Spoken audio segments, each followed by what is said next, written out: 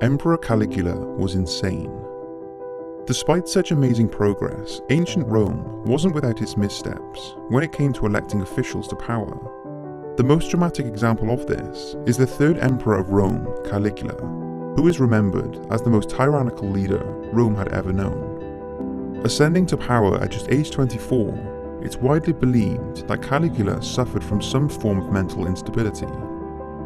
Examples of his insanity include building a 3-mile-long bridge of boats just so he could ride his horse over it to prove that he could, making it illegal for anyone to look down at him from above due to his bald spot, and spending an entire treasury worth of money in his first month as emperor, throwing lavish parties and building a marble stable for his horse, which he then proceeded to make his senator.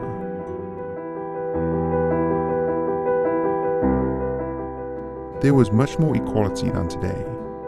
One of the biggest issues facing 21st century society is inequality in all its forms. We are blighted by the impacts of racial, social, gender, and financial inequality. Rewind to 2,000 years ago, however, and ancient Rome was much more progressive than you might have thought.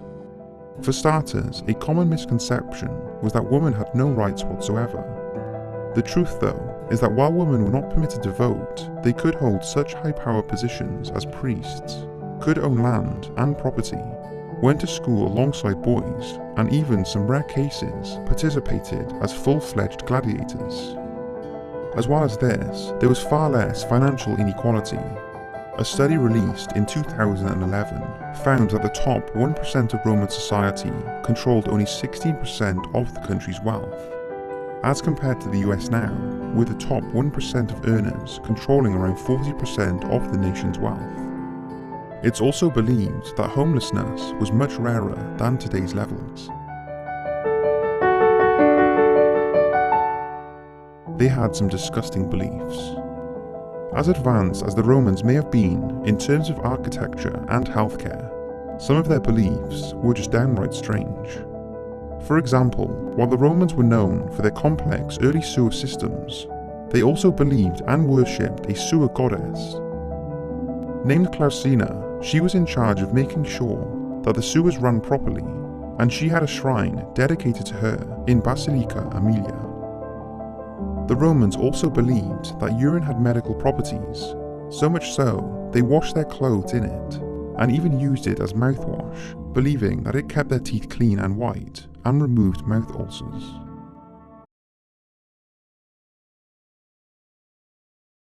The average life expectancy was just 35.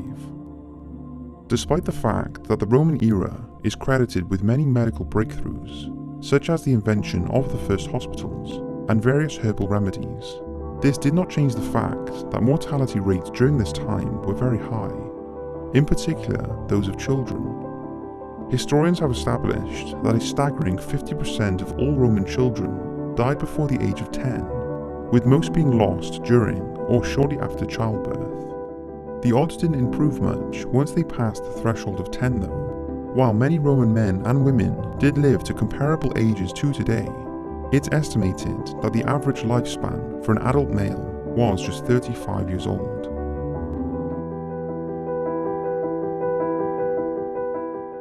They waged the longest war since records began. The Roman and Persian empires fought many battles, and try as they might, the Romans were unable to conquer the Persian forces and add Persia to their massive empire. The closest the Roman Empire ever came to conquering them came in 116 AD, when Emperor Trajan captured Iran, though as soon as he died in 117 AD, his successor, Emperor Hadrian, relinquished it again. By the time the conflict came to an end in 628 AD, the war between Rome and Persia had been waged for 682 years, the longest war in all of human history.